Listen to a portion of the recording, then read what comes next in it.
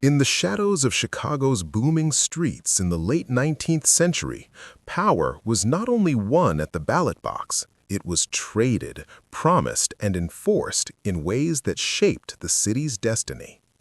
Chicago was not always the city of towering steel and bustling commerce that we imagine today.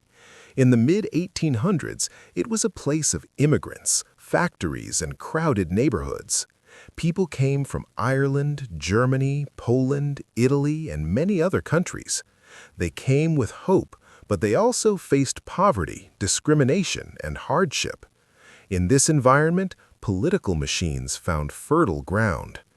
A political machine was not just a group of politicians, it was a system. It was a way of controlling votes, jobs, and favors. At its heart was the promise: if you gave loyalty, you would receive protection. For immigrants struggling to survive, this promise was powerful. They needed jobs, housing, and help with the law. The machine offered all of these at a price. The earliest machines in Chicago grew out of the ward system. The city was divided into wards, each with its own alderman. These aldermen were not only lawmakers, they were gatekeepers. They controlled city services in their neighborhoods. If a street needed paving, if a family needed food, if a man needed work, the alderman could make it happen. But the alderman expected something in return: votes. This exchange created a cycle. Immigrants gave their votes to the machine gave them jobs or favors. The cycle repeated, election after election. Soon, the machine became stronger than any single politician. It became a way of life. One of the earliest figures to master this system was Michael Hinky Dink Kenna. He was a small man, quiet in appearance, but he understood the power of favors. Kenna controlled Chicago's first ward, which included the city's Vice District. He and his partner, Bathhouse John Coughlin, built a network of saloons, gambling halls, and brothels. These places were not only businesses, they were centers of political power. Votes were gathered there, promises were made there, and loyalty was enforced there. Kenna and Coughlin showed how a ward boss could dominate. They did not rely on speeches or ideals, they relied on personal connections. They knew the names of their voters. They knew their troubles. They offered help, but always with strings attached. This was the essence of the machine. By the late 19th century, Chicago's machines had spread across many wards. Each ward had its own boss. Some were Irish, some were Polish, some were Italian. Each boss spoke the language of his people. Each boss promised to protect his community. Together, they formed a patchwork of power that covered the city. But this system was not without controversy. Critics saw corruption everywhere. City contracts were awarded not to the best bidder, but to the loyal supporter. Jobs in City Hall were given not to the qualified, but to the faithful. Money flowed through the machine, often in secret. Bribes, kickbacks, and favors were common. Reformers cried out against this, but the machine was hard to break. It was rooted in the daily lives of the people. The machine also thrived on voter manipulation. Ballots were not always secret. Intimidation was common. In some wards, gangs enforced loyalty. If a man dared to vote against the machine, he risked losing his job, or worse. This created fear, but it also created control. The machine could count on its votes year after year. Chicago's rapid growth made the machine stronger. As factories expanded, more immigrants arrived. Each new group needed help. Each new group became part of the cycle. Italians found protection through Italian bosses. Poles found it through Polish bosses. The machine adapted, absorbing new communities into its system. It was flexible, and that made it enduring. The rise of the machine also reflected the weakness of other institutions. Social services were limited. The government did not provide welfare or housing. Immigrants often had nowhere else to turn. The machine filled this gap. It became the unofficial welfare system of the city. For many families, the machine was the difference between survival and despair. But this help came at a cost. The machine demanded loyalty above all. It demanded silence about corruption. It demanded obedience to the boss. In return, it offered stability. This trade-off defined Chicago politics for decades. By the turn of the 20th century, the machine was firmly established. It was not yet the centralized, democratic machine that would dominate later, but the foundations were laid. The ward bosses had shown how power could be built from the ground up. They had shown how votes could be controlled, how favors could be exchanged, and how corruption could be hidden behind promises of protection. The story of Chicago's political machines begins here, in the crowded wards of immigrants, in the smoky saloons of Kenna and Coughlin, in the quiet deals of aldermen. It begins with the simple but powerful idea that loyalty could be traded for survival. This idea would grow, evolve, and shape the city's history in ways that few could have imagined. Prohibition had turned the city into a battleground of bootleggers and gangsters. Al Capone's empire thrived in the shadows, feeding off the weaknesses of law enforcement and politics. The ward bosses still held sway, but their power was fragmented. Each controlled his own neighborhood, his own voters, his own deals. The city lacked a unified machine. This fragmentation left openings for reformers, rival parties, and gangsters to influence politics. Into this fractured landscape stepped Anton Cermak. Anton Joseph Cermak was born in Kladno, Bohemia, in 1873. His family left Europe when he was still a child, joining the wave of immigrants who sought opportunity in the United States. They settled in Chicago, a city already crowded with newcomers from Ireland, Germany, Poland, and Italy. Life was hard. Cermak grew up poor, working first as a laborer and later as a coal miner. These early struggles shaped him.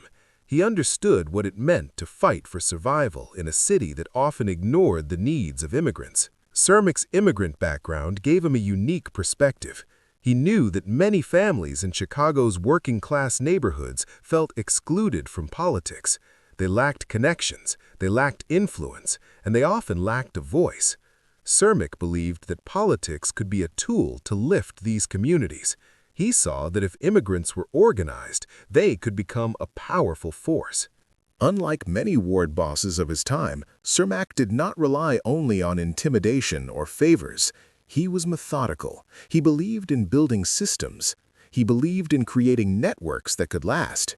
His approach was not glamorous, but it was effective. Cermak began his political career in Chicago's 12th Ward, an area with a large Czech population. He spoke their language. He listened to their concerns. He offered them representation in a city where they had often been overlooked. His ability to connect with people in their own tongue gave him credibility. He was not seen as an outsider. He was one of them. From the start, Cermak worked tirelessly to build alliances. He reached beyond his own ethnic group. He spoke to Polish immigrants, Italian families, Lithuanian workers, and others who lived in crowded neighborhoods across the city. He understood that Chicago's future lay in its diversity. If these groups could be united, they could reshape politics. Cermak's rise was not dramatic. He was not a charismatic speaker. He was not flashy, but he was relentless. He attended meetings, knocked on doors, and built trust. He was known for his discipline and his ability to organize. Slowly, he gained influence. By the late 1920s, Cermak had become a key figure in Chicago politics. At the time, Republicans had long controlled the city. They drew support from business elites, reform-minded voters, and established institutions.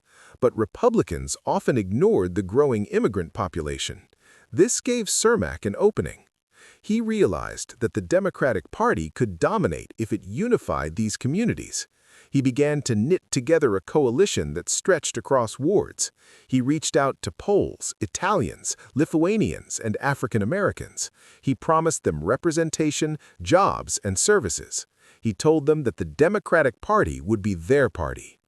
Cermak's coalition was not built overnight. It took years of patient work. He persuaded ward bosses to join him. He offered them power, but demanded loyalty. He showed them that together they could control the city. This was the beginning of the centralized democratic machine. Instead of each ward boss acting independently, Cermak sought to bring them under one umbrella. He created a system where local leaders still held influence, but their power was tied to a larger organization. This gave the machine strength and stability. Cermak's approach was groundbreaking. He understood that Chicago was no longer a city dominated by one ethnic group. It was a city of many communities, each with its own needs. By uniting them, he created a voting bloc that could challenge Republican dominance. His coalition also included African Americans, who had traditionally supported Republicans since the Civil War. Cermak reached out to them, promising fair treatment and political inclusion. This move was bold, and it marked the beginning of a shift that would later reshape national politics. By the end of the 1920s, Cermak's machine was strong. It was not yet the towering force it would become, but the foundations were laid. He had shown that organization, discipline, and inclusion could build power. He had created something larger than any single ward, a citywide machine that would soon dominate Chicago. The turning point came in 1931. Chicago was in crisis. The Great Depression had devastated the city. Unemployment was high. Crime was rampant. The Republican mayor, William Hale Big Bill Thompson, was deeply unpopular. He was seen as corrupt and ineffective, with ties to gangsters. Cermak seized the moment. He ran for mayor as a Democrat, representing his coalition of immigrants and working-class voters. His campaign was not glamorous, but it was strategic. He promised reform, jobs, and stability. He spoke directly to the people who had been ignored. The election was fierce. Thompson tried to paint Cermak as an outsider, mocking his immigrant background. He famously sneered, "Tony, Tony, where's your pushcart at?" But this insult backfired. Immigrant voters rallied behind Cermak, seeing him as one of their own. Cermak won decisively. His victory marked the end of Republican dominance in Chicago. It was the birth of the democratic machine that would rule the city for decades. As mayor, Cermak began to consolidate power. He expanded patronage, giving jobs to loyal supporters. He strengthened alliances with ward bosses, but kept them under his control. He made the machine more centralized, more disciplined, and more powerful. Cermak also reached out to African American voters who had traditionally supported Republicans. He promised them representation and services. This was a bold move, and it paid off. African Americans began shifting toward the Democratic Party, a trend that would continue nationally in the years to come. Cermak's machine was not free of corruption. Patronage and favors remained central, but his approach was more organized than the chaotic ward politics of the past. He created a system that could endure, a system that would later be perfected by Richard J. Daley. Cermak's story ended suddenly and tragically. In February 1933, he traveled to Miami to meet President-elect Franklin D. Roosevelt. During the visit, an assassin named Giuseppe Zangara attempted to kill Roosevelt. Zangara fired into the crowd. Roosevelt was unharmed, but Cermak was struck. Cermak died from his wounds weeks later. His last words, according to legend, were to Roosevelt, "I'm glad it was me instead of you." Whether he truly said this is debated, but the story became part of his legacy. Cermak's death shocked Chicago. He had just begun to reshape the city's politics. His machine was strong, but it was still young. Yet his vision endured. The democratic machine he built would dominate Chicago for the rest of the century. Anton Cermak's rise was more than a personal story. It was the story of immigrants finding political power in America.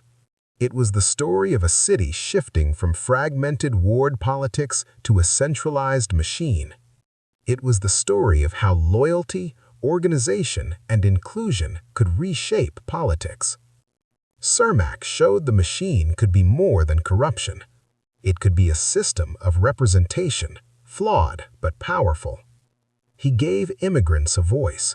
He gave them a place in the city's politics, and he laid the foundation for the most enduring political machine in American history.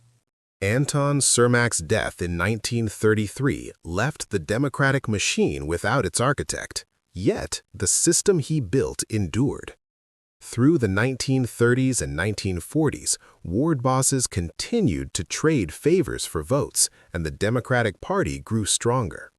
By the end of World War II, Chicago was ready for a leader who could take the machine to its peak. That leader was Richard J. Daley. Daley was born in 1902 in Bridgeport, a working-class Irish neighborhood on Chicago's South Side. Bridgeport was a place where loyalty mattered, where families stuck together, and where politics was woven into daily life. Daley absorbed these values early. He studied law, entered politics, and rose steadily through the ranks of the Democratic Party. By 1955, Daley was elected mayor of Chicago. His victory marked the beginning of an era that would last 21 years. During this time, Daley transformed the machine into one of the most powerful political organizations in American history. Richard J. Daley was not a man of glamour. He did not rely on soaring speeches or dramatic gestures. His strength came from discipline, organization, and control. He believed in loyalty above all else. If you were loyal to the machine, you were rewarded. If you betrayed it, you were punished. Daley centralized power in a way no one before him had achieved. He controlled patronage jobs across the city. Thousands of positions in city government, from clerks to street sweepers, from inspectors to office staff, were tied to the machine. If you wanted a job, you needed the machine's blessing. This gave Daley immense influence over everyday life. He also controlled the ward bosses. Each ward still had its own leader, but Daley kept them in line. He demanded loyalty to the Democratic Party and to himself. In return, he gave them resources, protection, and the ability to serve their communities. This balance allowed him to unify the city's politics under his command. Daley's leadership style was rooted in his Bridgeport upbringing. He valued loyalty, family, and community ties. He believed that politics was about relationships, not ideology. He was known for his plain speaking, often stumbling over words, but his authority was clear. People listened because they knew he controlled the levers of power. Patronage was the bloodline of Daley's machine. City jobs were handed out as rewards for political support. If a family voted Democratic, they might receive a job in City Hall. If a precinct captain delivered votes, he might be promoted. This system created a cycle of loyalty that was hard to break. Daley also used contracts and city services as tools of power. Construction companies, suppliers, and service providers often depended on the machine for work. Those who supported Daley were rewarded with contracts. Those who opposed him were shut out. This system extended into every corner of the city. Garbage collection, street paving, school construction, and housing projects were all tied to the machine. Daley could decide which neighborhoods received attention and which were neglected. This gave him leverage over communities and ensured that loyalty was maintained. Critics called this system corrupt. Reformers argued that it wasted money and stifled democracy. But it was effective. It kept the machine strong. It ensured that Daley's power reached into every household, every workplace, and every neighborhood. Daley's control was so complete that city council meetings were often predictable. Aldermen rarely opposed him. They knew that their careers depended on his support. This gave Daley the ability to pass measures quickly and maintain stability in city government. Daley's influence was not limited to Chicago. He became a major figure in national politics. His machine delivered votes for Democratic candidates in state and national elections. Presidents relied on him. In return, Daley ensured that Chicago received federal support and funding. One of the most famous moments came during the 1960 presidential election. John F. Kennedy won Illinois by a narrow margin. Many believed that Daley's machine played a decisive role in delivering Chicago's votes. Whether or not this was true, the belief itself showed the machine's reputation for power. Daley's relationship with Kennedy symbolized his national importance. He was seen as a kingmaker, someone who could influence the outcome of elections. His ability to mobilize voters gave him leverage with presidents and party leaders. Daley also played a role in shaping Democratic Party strategy. He represented the power of urban machines, showing how cities could deliver votes in large numbers. His influence extended beyond Illinois, affecting national debates about patronage, reform, and party organization. Daley's reign was not without controversy. Critics accused him of corruption, favoritism, and abuse of power. Reformers argued that the machine stifled democracy, silenced opposition, and wasted public money. The most dramatic challenge came in 1968 during the Democratic National Convention in Chicago. Protesters filled the streets, demanding an end to the Vietnam War. Daley ordered a heavy police presence. The clashes between police and protesters turned violent, shocking the nation. Television cameras broadcast images of chaos, and Chicago's reputation suffered. Daley defended his actions, insisting that he was protecting the city. But the controversy revealed the darker side of machine politics, the willingness to use force to maintain control. Despite criticism, Daley remained popular among many Chicagoans. He delivered services. Streets were paved, schools were built, and neighborhoods received attention. For working-class families, the machine provided stability. Daley's ability to balance loyalty and service kept him in office until his death in 1976. He was re-elected 5 times, serving longer than any previous mayor. His reign symbolized the peak of Chicago's political machine. Richard J. Daley's machine was powerful, but it was not universally loved. Many Chicagoans saw the patronage system as unfair. Jobs were handed out based on loyalty, not merit. Contracts were awarded to insiders, not to the most qualified. Reformers argued that this wasted public money and weakened democracy. The press played a key role in exposing corruption. Newspapers published stories about shady deals, padded payrolls, and political favoritism. These reports fueled public anger. Citizens began to question whether the machine truly served them or only itself. Reformers came from many backgrounds. Some were middle-class professionals who wanted honest government. Others were activists who sought civil rights and social justice. Together, they formed a loose coalition against the machine. One of the most persistent reform voices was the Better Government Association, BGA. Founded in 1923, the BGA investigated corruption and pushed for transparency. It exposed scandals in city contracts, police misconduct, and election fraud. Though the machine often resisted change, the BGA kept pressure on City Hall. Another important force was independent aldermen. While most of the city council was loyal to Daley, a few aldermen broke ranks. They challenged the machine's decisions, demanded accountability, and gave reformers a voice inside government. The machine faced several scandals that revealed its darker side. These scandals were not isolated incidents. They were part of a pattern that showed how deeply corruption was woven into Chicago's politics. Each scandal chipped away at the machine's image, giving reformers new reasons to demand change. Investigations revealed that many police officers were tied to political bosses. Officers were expected to protect the interests of the machine. This often meant turning a blind eye to illegal gambling, prostitution, and bootlegging.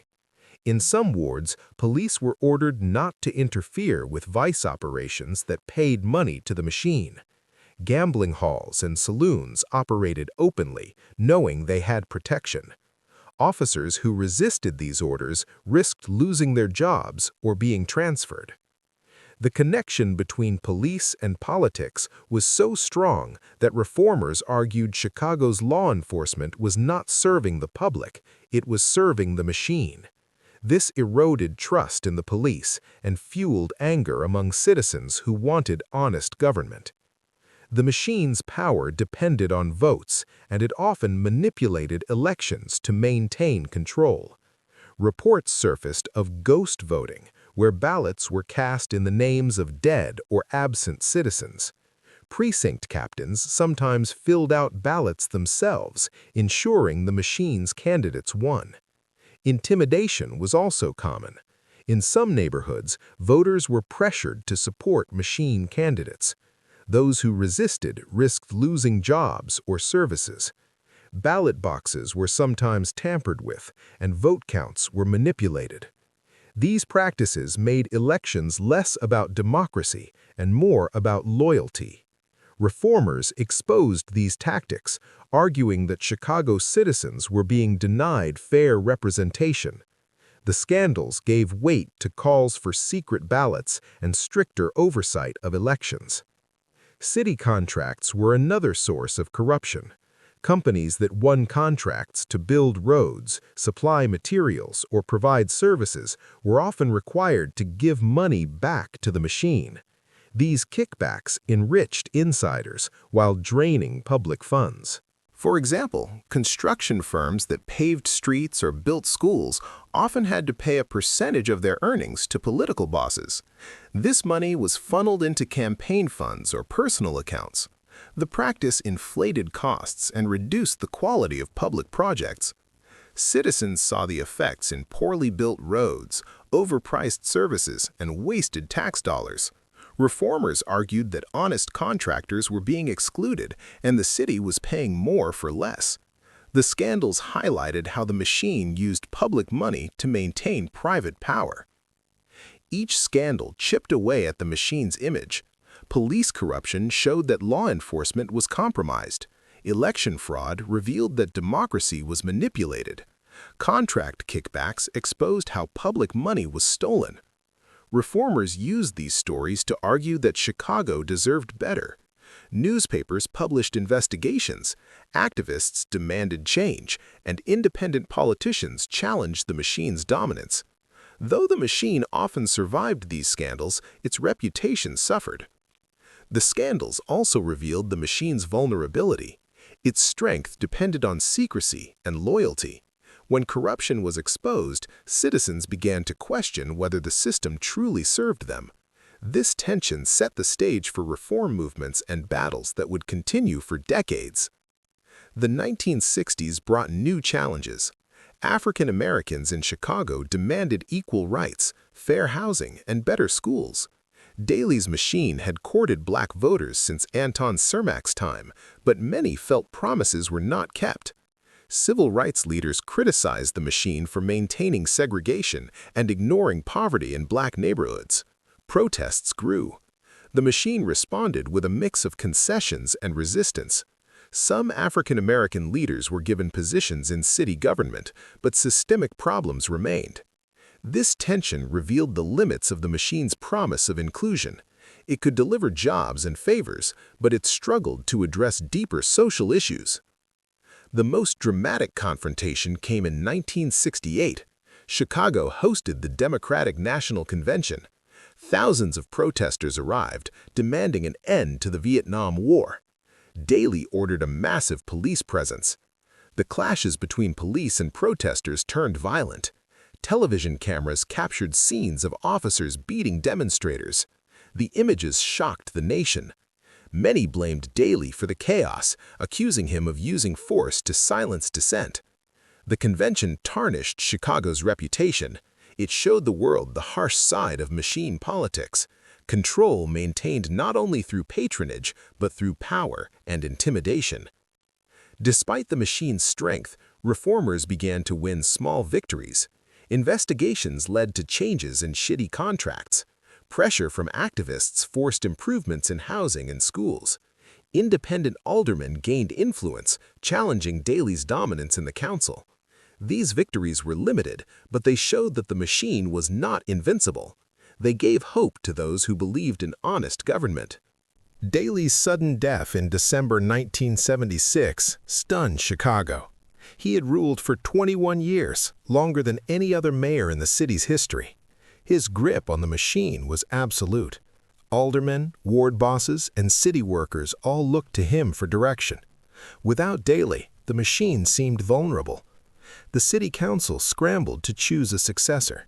Michael Bilandic, a loyal ally of Daley, was appointed mayor. Bilandic represented continuity, but he lacked Daley's authority. The machine was still strong, but its discipline began to weaken. Bilandic's tenure showed how fragile the machine had become. In January 1979, a massive snowstorm buried Chicago.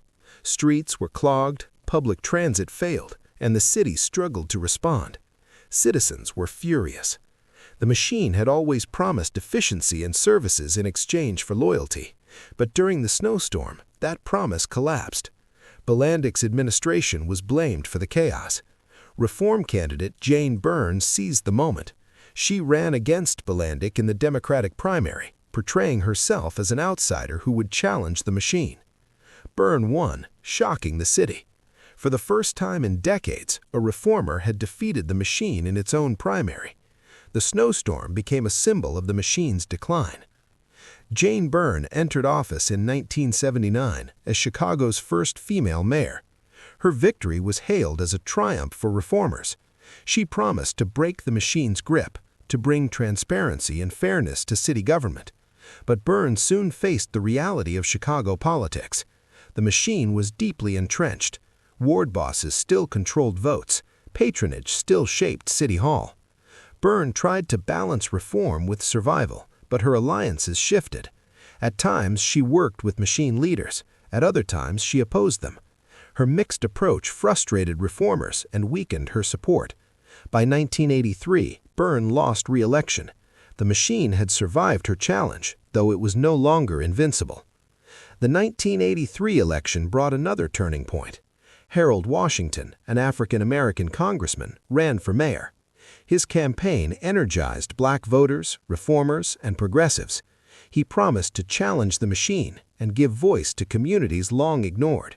Washington won, becoming Chicago's first black mayor. His victory was historic, but it triggered fierce resistance. Many machine aldermen opposed him, forming what became known as the Council Wars.